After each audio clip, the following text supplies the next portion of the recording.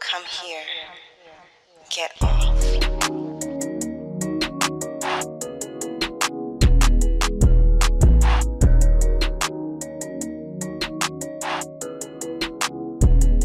Hey y'all, so welcome to this week's episode of The Turn On. This is your lovely host Erica and Killa.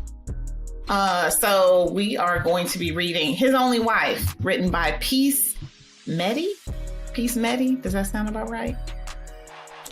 Yeah, that's how I've been seeing it. We probably Peace should look Medie. it up. Written in September of 2020. So sit back, relax, get your wine, weed, whatever you need, and enjoy.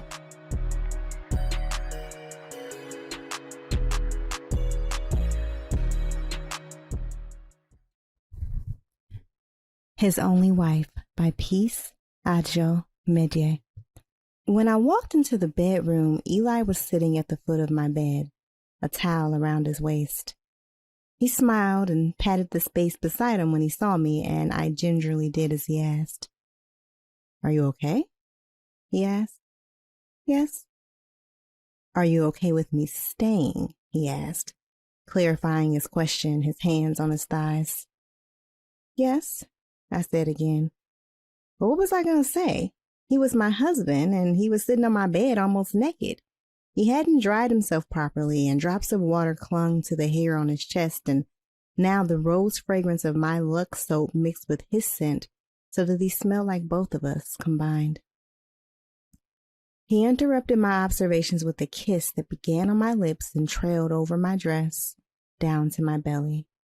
I jumped off the bed when he began to move lower, knocking his head with my knee in the process. Sorry, I said, mortified. "What's wrong?" he asked, rising to his feet before me, one hand rubbing his forehead. He looked concerned. "Nothing," I said, then added, "Please, I want to switch the light off." "Okay," he said reluctantly, and watched me as I scooted to the bedside to switch off the lamp. I lingered there after the room went dark, contemplating my next move. I soon sensed him behind me and then felt his hand tugging at my zipper. I stood still as he peeled my dress off, his hand touching, caressing. When I was naked before him, even though the air conditioner was running at full blast, I felt hot as though I had a fever. And this time, when he kissed me, his lips made contact with my skin, my nipples, my belly, and that place between my legs where I lose all sense of myself, where everything but my body ceases to exist. I forgot about the hair, about having not showered before. It was only after I lay on his damp chest, after he had slid into me and caused me to moan so loudly that I feared the security people at the gate had heard me. After he had chanted my name while moving inside me, his eyes half closed, his breath ragged. It was only after all of this that I wondered if he had expected me to be a virgin. I hope not.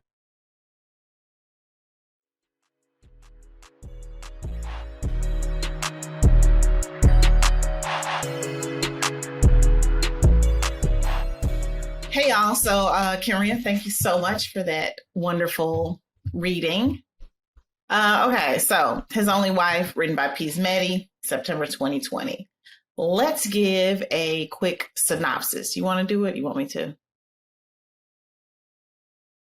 Saw you, player. Oh, okay. So, there's this chick. Her name is Afi. She has a mom. Of course, most people do. So she has a mom. Her dad passed away when she was young, and her family and her and her mom have been like essentially cared for by her uncle, her dad's brother. Also, this book is set in Ghana. So when her dad died, tradition says that her dad's brother essentially takes care of the family. Her dad's brother is a fucking jerk, and it just kind of it's not the best situation for her and her mom. Her mom has this homegirl that she kind of worked with, she worked for, and her homegirl has a son. So her mom's homegirl goes to her mom and was like, look, I want to arrange a marriage between my son and your daughter. So the book opens with this chick at her wedding day. Except this nigga ain't even there. Like, he agreed to get married to her, but it was very clear that, like, he just doing his shit to appease his mom. Like, his brother stands in as his, like, it's for him. And he, like, calls on speakerphone. It's like, yeah, I'm away on travel. Have fun at this wedding. I'll see you when I see you. So there's that. Then they get married. She gets married to him, like, through his brother, whatever. It's a wedding in absentia. Okay. Yeah. So that happens. And then they go. And so then Afi and her mom move to the big city. And essentially they're set up in, like, this apartment. And it's like, okay, this is your apartment as a couple. Sit, like, get it set up, start your life. Your husband will be there to meet you. And then hijinks ensue, ...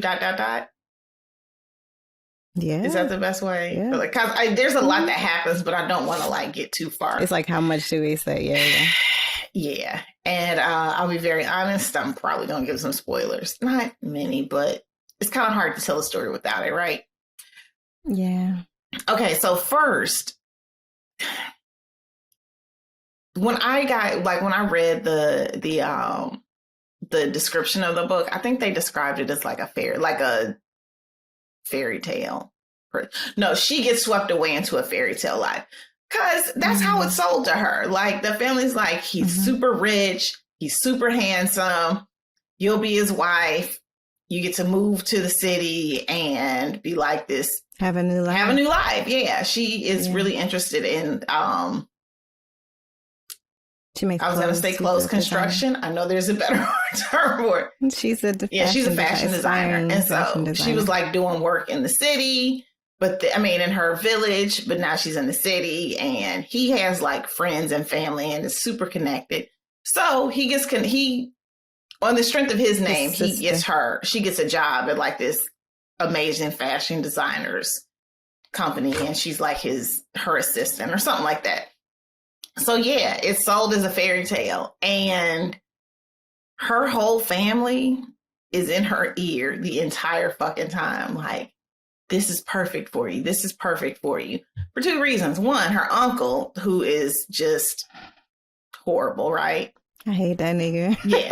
Like, he was from the beginning. Yeah. He kind of treated her family, her and her mom, as an afterthought. But then when this happened, she became, like, the cash cow. And it was like, okay, so how are you going to, I took care of you. How are you going to take care of us? And he would do stupid shit like showing up and not leaving until they gave him dumping money. His kids on them. Remember that part? Yeah. So it was, he didn't even treat her as like, he wouldn't even let them stay with him after her dad died. Like, he was a piece of shit. Yeah. So there was that, he was treating them like shit. And so her uncle was like, this is more money, go do it. Her mom is like, you get to be, like, was there a thing of, like, disgrace?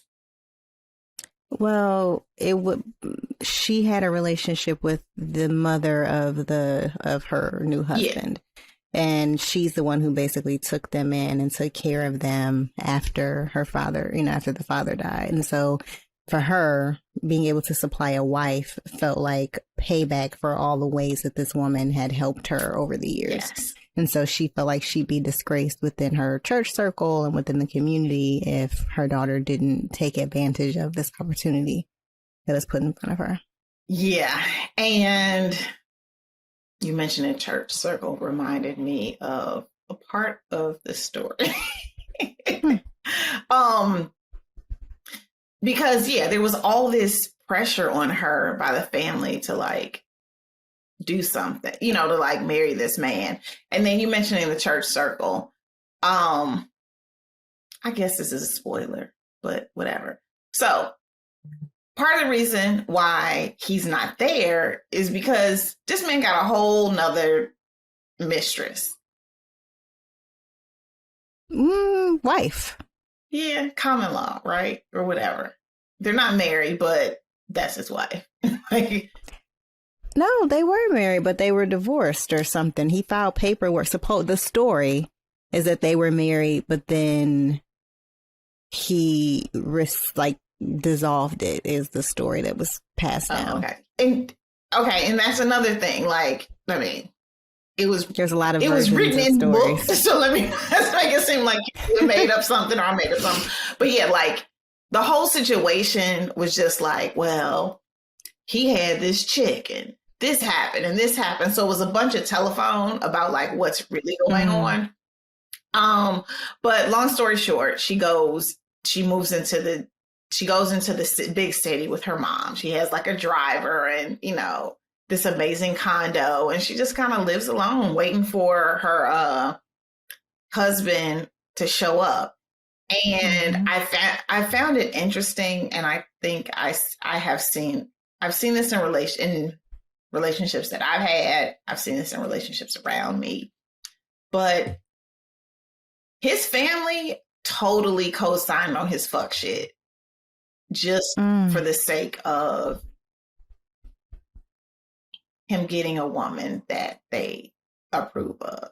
You know, like I was talking to this chick who was telling me about how she was dating this guy and his mother was like, girl, get out. She was like, this ain't where you need to be. Like, I have a nice son, but this ain't for you. Damn. And I was like, damn, that's pretty selfless of the mom to be like, you know, because there are a lot of times that families are like, yeah, girl, he's the best, because they want him off their payroll. Listen, you know, I had somebody tell me, oh, I'm so glad you're here so you can take care of him now. And I was young and dumb. Yeah. Oh, yeah, I'll take care of him. Yeah. No, thought it was a joke. It was not a joke. At all. Listener. At all. And so, yeah, like every time there was a disappointment or some fuck shit, I was going to say not there. The whole marriage was some fuck shit, but it was very quiet fuck shit. There wasn't like any, you know, I'm out in the street cussing a nigga out fuck shit. So the family was like, it's okay. You'll be fine.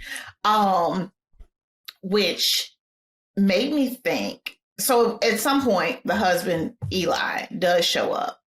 And he had enough.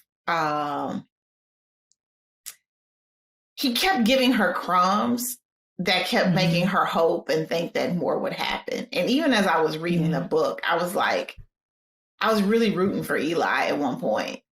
And then I'm like, wait, he's a jerk. Like, why the fuck? You know, just because you get like for him to get it together and be who she wanted him to be. Yes, but but then I was like, I mean, she wrote really good characters, because who the fuck roots for the villain? And he was the villain. I don't know if he was the villain. His whole family was a villain, but he was a villain. And I say his mama to me was the villain. But he was interesting. But he went along with that shit. Oh, but then he went along with that shit. I just remember thinking you could have like put her out of. He went along with that shit, and he went along with it, like giving her hope. It would be different if it was like they got together and he was like, "Look, this situation, my family's fucking driving me crazy. So here we are. You can live this life. I'll continue to care for you, but this is what it's going to be." I would have been like, cool, you know, but he was on this, like, you know, I'm going to sell you this dream.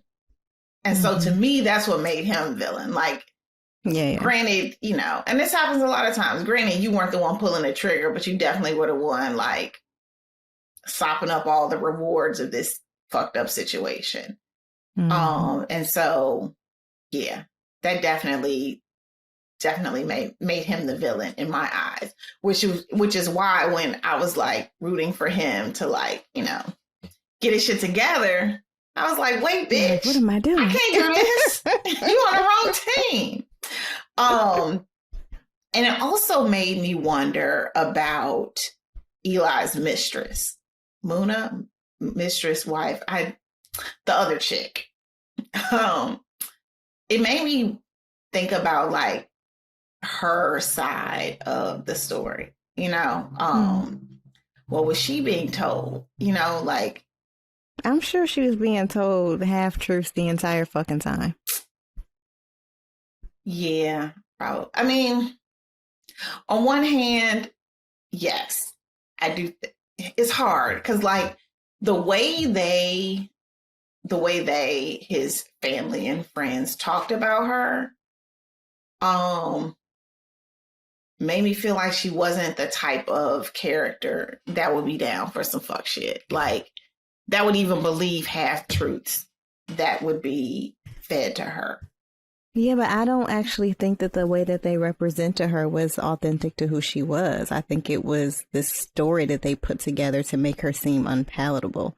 Because, you know, there's another character who actually has met her and she was like, she's great. She's not this terrible, bitchy, don't come near my child, don't speak to me person that she was being portrayed to be. Yes, and I understand that this was all coming from a we hate her lens. But even the we hate her lens, like reading what they were saying she did through the lens of we hate her, to me, it just sounded like she was a very independent, I'm not going for the bullshit kind of woman. She stood up for herself. She's simple as that. She stood up for herself. Yeah. And they didn't like that shit. What'd you say?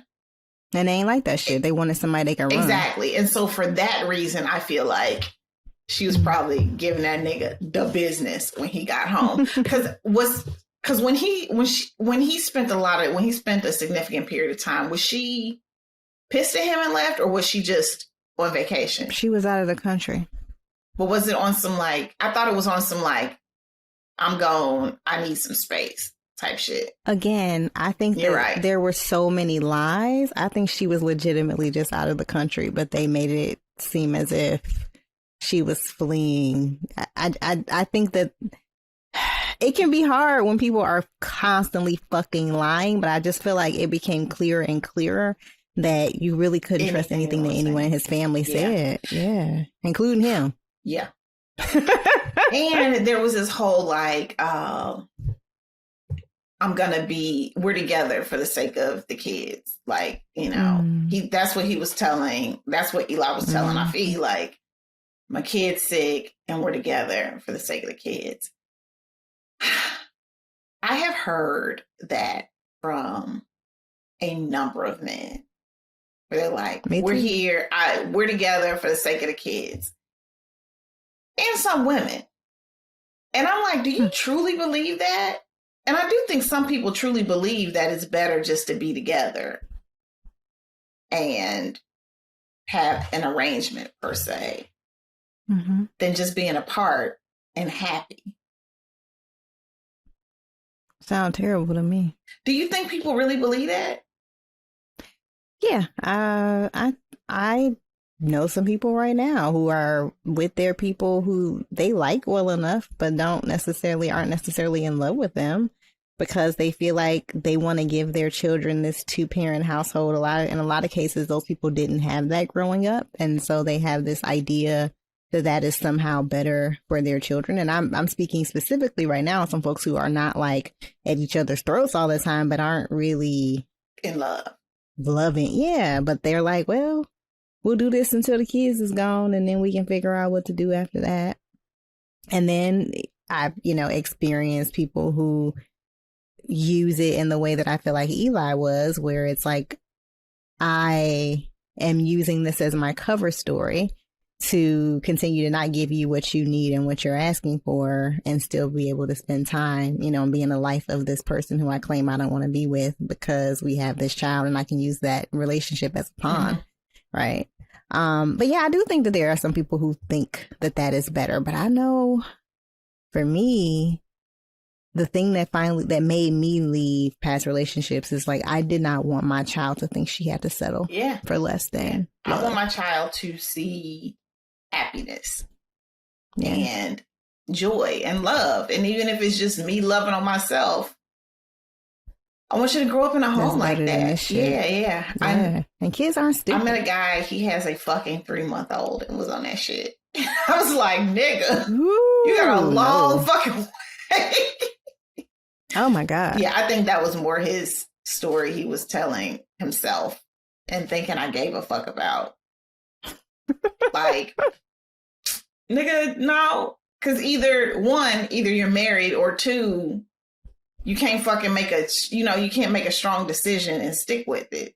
Either way, I ain't fucking with 3 you. months. Right? Like, I don't want nobody that's got a 3-month-old, because that's a huge time commitment, and you're going to have to spend a lot of time with your ex, so you should just focus there for a while. I met this, did I tell you about the guy I matched with that had a kid? An infant? I don't think so. So I was on the apps, matched with this guy. We're talking. I'm like, oh, you got kids? He said, yeah, I got a daughter. She was just born. Oh.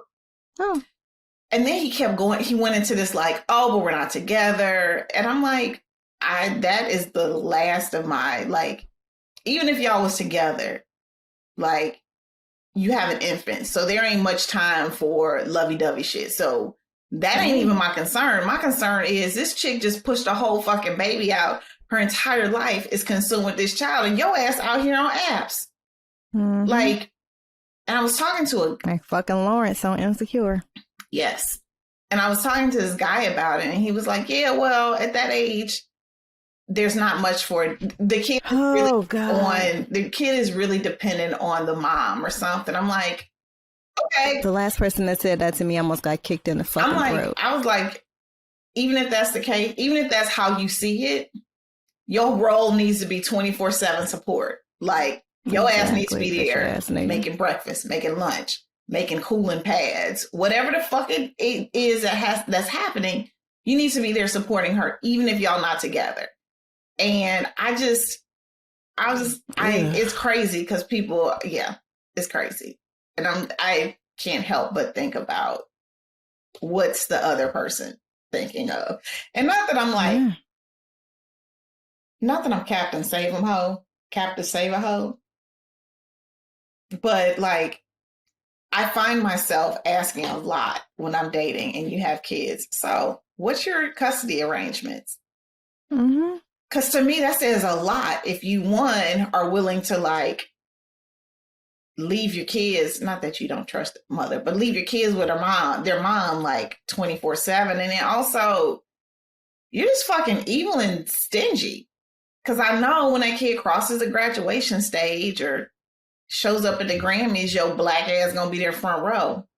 Talking about that's my baby when you ain't did shit for him. Exactly. So anyway, okay, so you kind of mentioned this. There was a person that was Afi's friend and really, so like, was her real support through this whole situation. It was Evelyn. So Afi and her mom moved into this condo building, and they had this amazing condo. There was a chick on the same floor down the hall, Evelyn, who was her brother's mistress, and she had a condo. Her brother-in-law's mistress. You're right. The whole family got a whole, like, just,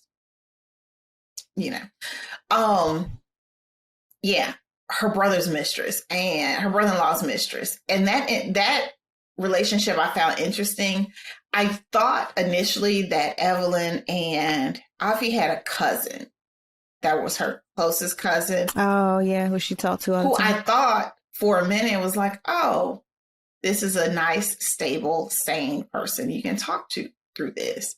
But when shit started going left, then the cousin was like, well, I think everybody, but the cousin was like, just stick around. It'll be okay. Woo, woo, woo. Where Evelyn was kind of doing the same thing, but Evelyn was on some like, this is what it's going to be. So you need to make the best of it. Which I think is, what'd you say? Well, yeah, but also like to make a choice, right? Like, are you going to stay here with this being what it is and make the best of it? Or are you going to just be like, fuck it, like, but make a choice? Yes. And I think her cousin was on the stay and not make the best of it, but stay and be like delusional about the fact that this man got a whole nother wife and kid. It was definitely a more traditional view. A more traditional view. And again, it made me think about like, I think for me, I would have loved, I love this story because it was a really well written book. But I definitely would have loved had Eli been like, look, girl, this is my family. They acting a fool, but you here, you can have all of this. Because essentially he was ready to give her all of that, home, all of this shit. But, and I definitely got sad a little bit when Afee started like chasing the idea that she was really going to be his wife. Initially, she saw it for what it was, skeptical. Right? And then she slowly started digging into the concept of, this is my husband, I'm his wife. And so when she got to the point where she dug her heels in and was like, look, I want this, I'm trying to figure out how not to. But, don't say too much. Yeah. When she was like, I want this, and like had an ultimatum, I was just like, oh, bitch, come on, girl. I was rooting for you. Cause it was just, you could tell it was one of the situations where she truly felt like, this is my rightful place. I'm going. No, because she fell in love. At first, she was skeptical about the whole thing, especially because he didn't show up at the wedding. But then once he did show up, she fell for him. So, before he was an idea. Yeah. And then he was a person who was telling her all the things that she wanted to hear. I have this, I have had relationships and people in my life where they were easy to love, easy to fall for. And I have like, not so much as like written down a list, but I definitely kept a list of shit they did in my head to remind myself as I like start slipping.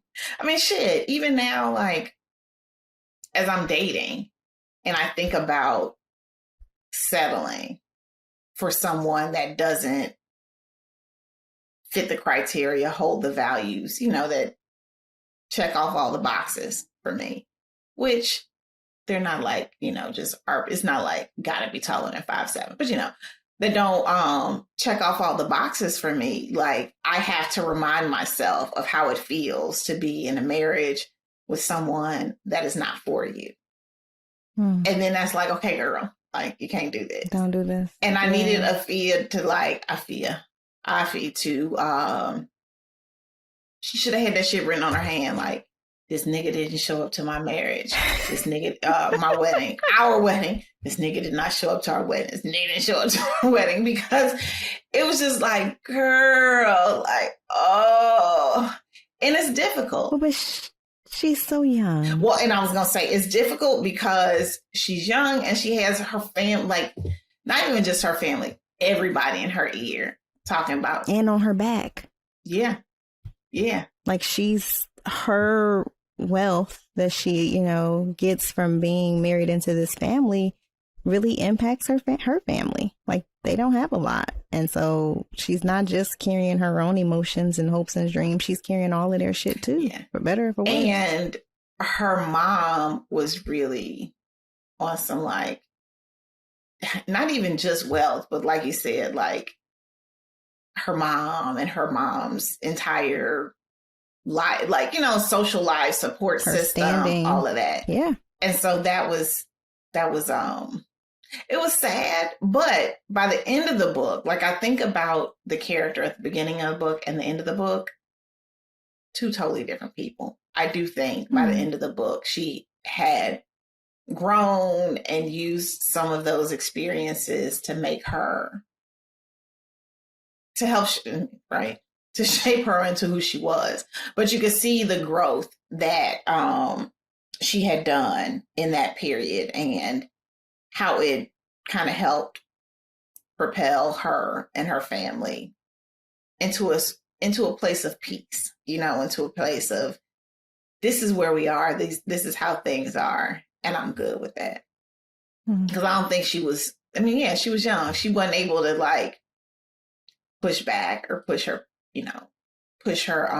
ideas. I'm thinking by the end of the story, was her mom back with her?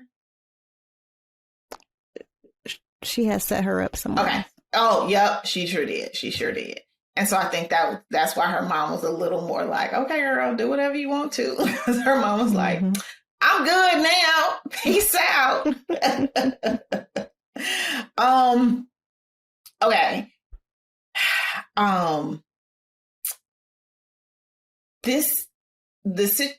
The relationship with Afi and Eli's family, like,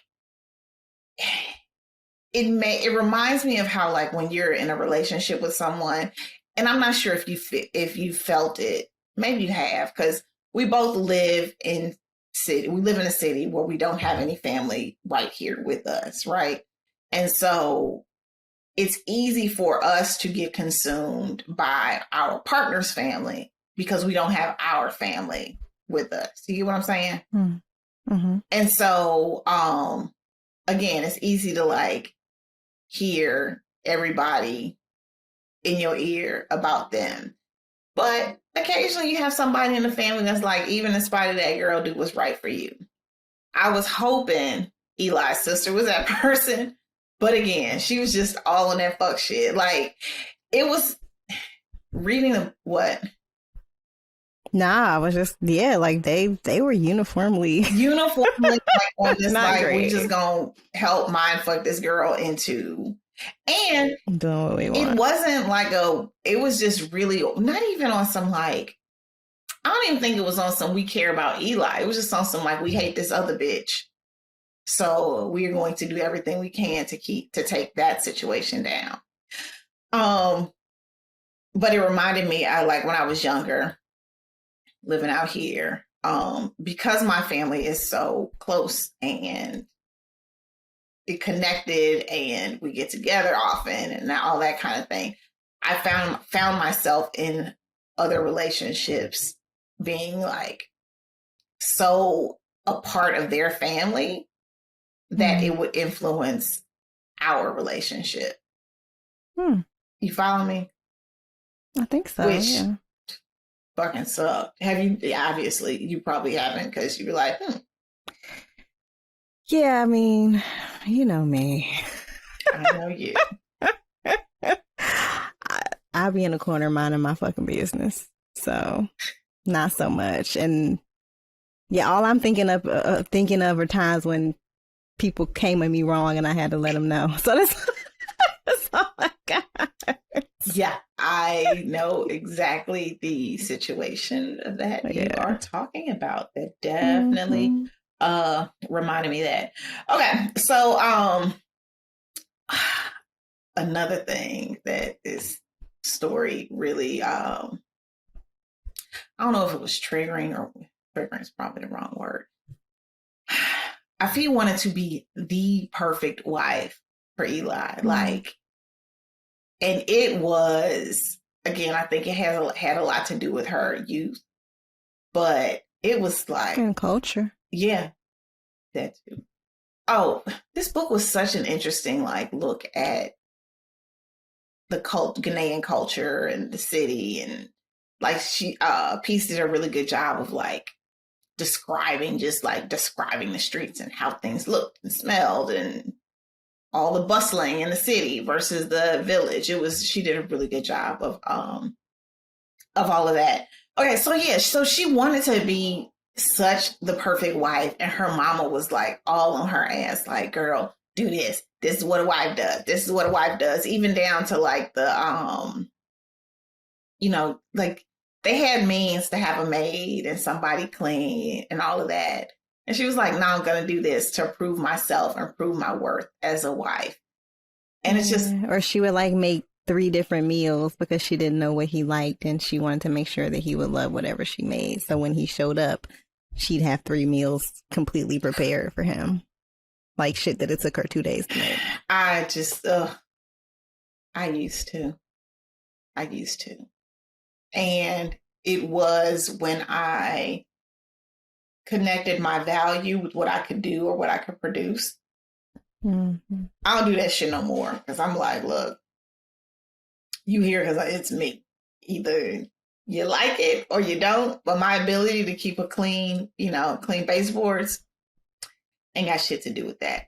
Also, I think like people forget how little of a fuck niggas give about that kind of shit, like yeah, they don't pay attention to that. Like, no, they don't. Maybe having extra food is nice, but so they're like most people. They're thinking about how you make them feel. Yeah. And 3 meals don't. Although nice, not so much. I was talking to a friend last night. She did an at-home date with this guy because, COVID. And this nigga delivered meals from 3 different restaurants to the house so that she could pick. And I was like, now that was cute. Also, because she was like, I said I was coming over. We were going to eat dinner. And he made a decision. And he picked food. She was like, it was the sexiest thing. Like, yes, it is. It is. Yeah. Making decisions is sexy. What'd you say? Making good decisions is sexy. Or just yes, but first step is just making a fucking decision. Like. Well, that's why I put good in there. Yeah. Because I was thinking like, I think I might have mentioned this on the show before, but we've had conversations about guys that are like, well, what do you want? Well, what do you want? What do you want? And I had to remember, I've had this with guys like, well, what do you want? What do you want? I'm like, okay, look, I want you to make a decision. I will find something to eat wherever we go. Pick. Mm-hmm. If you still say, what do you want? Or, like, no, you pick. I'm gonna fucking flip a table. Because I've been very clear about the situation at hand. And I probably also include in that speech, like, I like a man that can make a decision. Like, that can make a decisive decision. Well, and you can ask questions to make it. Like, I remember when I was going on the first date that almost didn't happen with my partner. When I, thought we got disconnected and washed my hair. Before decision. that. No, this is before that. When his phone, something happened and it wasn't taking messages, and I thought that this nigga ghosted me, so I washed my hair and settled in. What he ended up doing was he had already asked me about my food preferences and allergies just in the course of conversation, and so he still does this. Now he knows what I eat, but he researched a ton of restaurants and then found something that he knew would have at least, literally his thing was I had to be able to eat at least 5 things on the menu that weren't salads. And so he would only take me to places that met that criteria. So I would go wherever he picked because he took the time to figure out what I liked and what I couldn't eat. And then he would just make a fucking decision and we would go. That is so nice. So you weren't relegated to eating like just the fucking salad because that's all that was on it. Exactly. Cheese off the top. And I remember texting you and one of our friends and being like, this is nice, right? Because the bar is on the floor. So I was like, I know. Is this like expected or nice? And that's the shit that sucks. Because as you're dating, you're like, damn, am I supposed to be excited about this? Because I'm excited, but is this like... Or is this basic? Am I basic? Or is this nice? Oh, I could play a whole fucking... It's a whole game. The whole game. It's a terrible game. And this story kind of... It made me think... I remember I was in a relationship. I might have mentioned which one before on this show. But I was in a relationship and my partner, the person I was dating at the time, did something I was so excited about. And I told my therapist and she was like, girl, you got crumbs. You're excited about crumbs? And I was like, well, when you put it that way, I feel dumb. You know, she didn't mean to make me feel dumb. But this entire fucking story was her just getting crumbs and making do and being happy with it. And, it hurt my heart because it was she was just a baby. She was just a baby stuck in also, he moved her from her family. Isolation. He moved her from her family and she was just a baby, just like trying to figure this shit out on her own. Fucking sucks, especially when you have no support to help you make good decisions. Yeah. Oh, yeah, because Erica said that her mom came, but she just came to get her settled and she went home. Oh, so yeah. Mm-hmm. She was just by herself out here in a new city trying to figure shit out. In a new city, not even being from the city. You know, it'd be different if you were like, if she was from another city and was like, okay, this is a new city, but I can still make my way around. Like, she was even fucking amazed at like the number of, I think she went to the grocery store or something and was amazed at like the number of something she could select. Or like when she went to the indoor mall. Yes. You know, like it was like, this is not the market kind of. Yeah. So, which makes me like further ingrains in me that I have to make sure that what I'm doing with my child and the little children around me, little people around me, is being a person that is supportive. And yes, all parents have it, I want my kid's life to look like whatever. I'm not into specifics. Mine is generally just happy and out my house, but whatever. And out my house more from being self-sufficient, but not like you ain't gotta rush out. But anyway, and so this just reminds me that like, even if it's something that I want my kid to do, I just gotta, like, give them the space, because I don't want them to feel like if I make a decision, they're gonna let me down. So, all right. That's all I got. You got anything else good? I don't think so. Okay. Well, we're gonna take a break, and then we will get to our next segment. What's turning us on? Hey y'all, today's a great day to start your own podcast. Whether you're looking for a new marketing channel, have a message you want to share with the world, or just think it'd be fun to have your own show like us, podcasting is an easy, inexpensive, and fun way to expand your reach online. And Buzzsprout is hands down the easiest and best way to launch, promote, and track your podcast. Your show gets put online and listed in all the major podcast directories like Apple Podcasts, Spotify, Google, literally everything, within minutes of finishing and uploading your recording. We use it here for the Turn On, and I can truly attest to the fact that it's pretty fucking dope. Podcasting isn't hard when you have the right partners, and the team at Buzzsprout is passionate about helping you succeed. So join over 100,000 podcasters like us who are already using Buzzsprout to get their message out to the world.